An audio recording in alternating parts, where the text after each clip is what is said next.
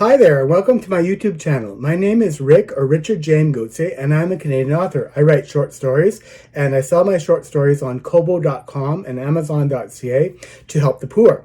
I sell my short stories not to make money for myself. I do earn royalties whenever I sell a book. Whenever you buy a book, I earn royalties, but I don't keep those royalties. I give every cent, every dollar of those royalties to a food bank here in Toronto, Ontario. It is my way of using my talent as an author to give back to the poor, to help out. We don't live alone in this world, and we should try to help out when we can, where we can, as much as we can. So my way of helping out is to use my talent to write short stories that fans seem to really enjoy, and to sell them to raise money for the poor. So today is a Reading with Ricky Day. Reading with Ricky, it's a new initiative trying this year, and I'm giving you little free samples of Reading with Ricky, the author here, myself, reading the first introductory pieces of each of my short stories. So today's story is going to be called Grateful for Gladys's Guidance. Gladys was an amazing woman, and she was filled with wisdom, knowledge, compassion, and caring. So she is the focus of my story today, and we're going to have a little reading from Ricky with from this short story in a few moments.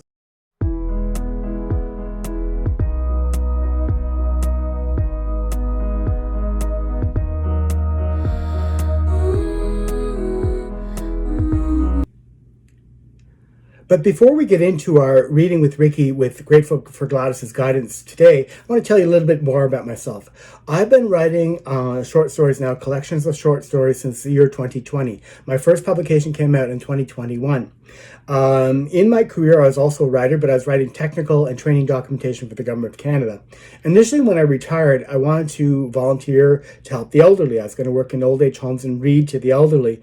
But when that couldn't happen because the old age homes were closed down during the pandemic, I decided to write instead. So I started writing short stories and publishing them, and I discovered pretty soon, or people were telling me pretty soon, that, hey, you have a talent. You're a pretty good writer. We enjoy your stories. So I decided that I would write short stories, put them together into collections, sell them individually or in collections, and I don't want the money. Well, the money is nice, but I don't need the money myself. I'm not poor, but I'm not rich either. I'm in between. I'm comfortable. So the money I earn from my book sales goes directly to the poor people. A lot of people are struggling to eat, so I've decided to support a food bank, and that's where all of my money goes from book sales, to the Allen Gardens Food Bank here in Toronto. Anyway, my first collection that I did publish was called Little Ricky, the Boy from Otter Lake. It is a collection of 12 heartwarming short stories, and my protagonist, Little Ricky, is a 5-year-old boy, and he's growing up in a small rural town, and it's all about loving, learning, lessons, compassion. It's all about the trouble, tribulations, and special times that a little child can have growing up in a sweet family, in a wonderful community. It's a really great little book for grandparents and parents to read to their kids. It's a little tough for a kid to read it themselves, but they're really touching stories to help you to teach your kids about valuable life lessons. I've had very good feedback about this collection, and that's why this year in 2025, I decided to put out the sequels. Have you ever wondered what happens at the end of a story? I wonder what that character did, or what they might do, or what have you. Well, now you can find out, because those original 12 stories and Little Ricky, the Boy from Otter Lake, now each have a sequel short story. So you can have the new collection of sequels to the original stories here in this new book just published this year. It's available on Kobo.com, Amazon.ca. It's, again, the sequels to Little Ricky, the Boy from Otter Lake. Really cute little charming short stories. I'm sure they'll put a smile on your face every time. Anyhow, so after writing Little Ricky, the Boy from Otter Lake, I decided that because of fanfare, I would continue my writing journey, and I put together a second collection. The second collection of short stories features my same protagonist, my Little Ricky character, and he has grown up, though. He is now age 14, and he's attending high school.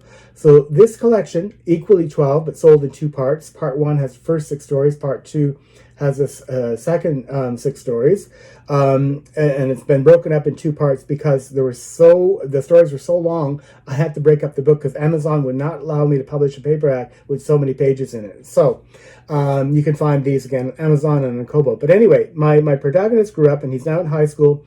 And these stories in this collection are basically about teen life. Teen life, and so if you were a teen, or you're going to be a teen, or you are a teen, these are great stories about what teens face. Teens have all kinds of challenges, and they're going through life learning as they go along. And so the 12 stories in this collection deal with all of the stuff that comes with being a teen, all that learning that happens when you're at that age. If you want to go back and reminisce with historical fiction about your teen life, or you want to help your teen get through some problems today, this collection is really amazing. And today's story will be from this collection. It's called Grateful for Gladys's Guidance. In Grateful for Gladys's Guidance, my character, Little Ricky, is dealing with body image. A lot of teens have trouble with body image, and especially today with social media, we're always looking at the better person. Oh, that person on TikTok, or that person on Facebook, or wherever teens are getting their social media from these days, are comparing themselves to too many other people. And so I always need to be better than them. So I'm either too fat, or I'm too skinny, or I don't have enough makeup, or my hair needs to be this way and not that way. So this story brings it back to reality. It's about my character feeling that he's gaining too much weight, and how his beautiful aunt, Gladys, gives him some beautiful, wise advice on how to deal with these particular hard feelings that you can face when you're a teen. So again, today's first reading with Ricky will be the introduction to that story, Grateful for Gladys's Guidance. Anyway, if you hang in there, that'll be coming up soon. But last few thing about my third collection, I do have a third collection on the way. Some of it is published, but not all. It will eventually have 12 short stories, like my first two collections. It's called Little Ricky, the Young Man from Otter Lake. I have 3 of those stories published, and they're available on Kobo.com and on Amazon.ca. The fourth story has been written. I hope to publish it by the end of the summer, and maybe I can squeeze in another story before Christmas. I'm not sure. I've had some health issues, so my writing journey has slowed down a little bit, but I have full intention to create the full 12 stories for Little Ricky, the Young Man from Otter Lake. So 3 collections: Little Ricky, the Boy from Otter Lake; Little Ricky, the Lad from Otter Lake, Adolescent Adventures; and coming along, Little Ricky, the Young Man from Otter Lake. Anyway, hang in there. I'll be right back with today's reading from Ricky, and we're going to be looking at Grateful for Gladys's Guidance. I'll be right back.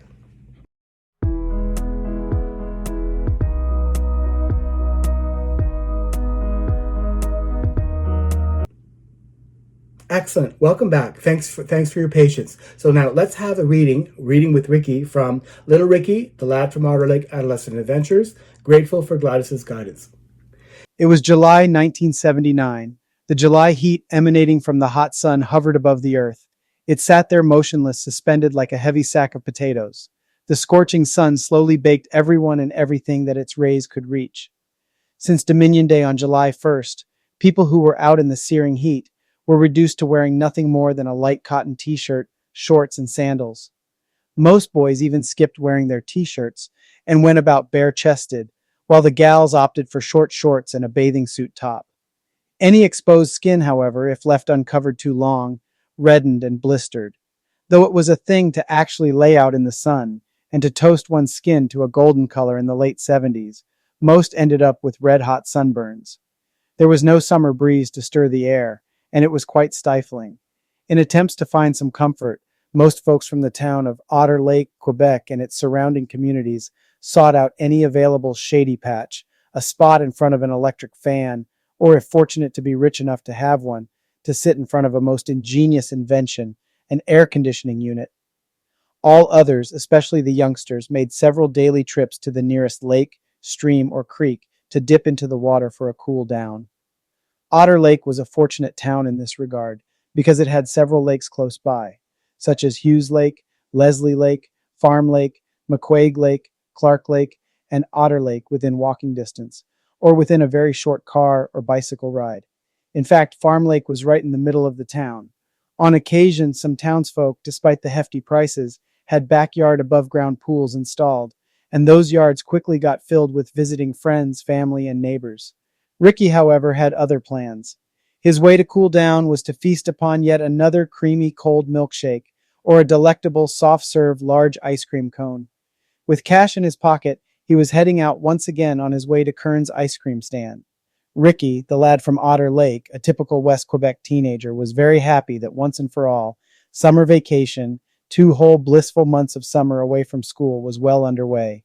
He had left school for the last time in late June and was just settling into his newer summer routines in these first weeks of July. From the long Victoria Day weekend in late May until now in mid-July, he had not really changed very much. He had not grown any taller and wore his hair in the same way, combed straight, a bit longer at the back and on the sides, and side-parted from the right to the left. It was still dark brown and wavy and held in place with a light touch of Brill cream. His face was still clear from any huge invasion of acne, though a few stray pimples would sneak up from time to time. His eyes were exactly the same, big and bright in their unique color of light hazel brown, shimmering green, and flecks of gold. Though now on summer holiday, he still kept his face clean-shaven, with the exception of a newer mustache. Though it was still growing in, it was starting to take a nice shape. The only change being noticed by the lad was a thickening of his stomach. Even though he was no longer wearing tighter jeans and had opted for looser summer cotton shorts, types mostly with elastic waistbands, and a pull-string tie, he noticed a change in how he felt with tighter tension across his gut.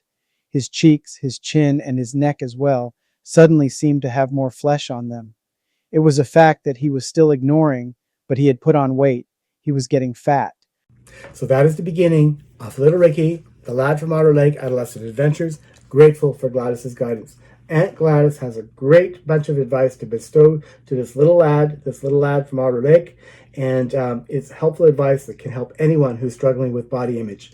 Again, hopefully you'll enjoy this short story. You'll find it on Amazon.ca or on Kobo.com. If you like me on my YouTube channel and you like these Reading with Ricky segments, please give me a thumbs up. That means a lot. Comments mean the world to me. I would love to hear from you, to hear what you think about my short stories, about my little YouTube videos here. So please leave a comment. If you subscribe to my channel, you won't miss another new video. I keep posting regularly. And of course, to be notified, click that bell button down there, because on that little bell, you'll always be notified whenever I post a new video. Anyhow, I'm wishing you a wonderful summer day, a wonderful day if it's not summer when you're watching this video. But I wish you all the best, and do keep well. Bye for now.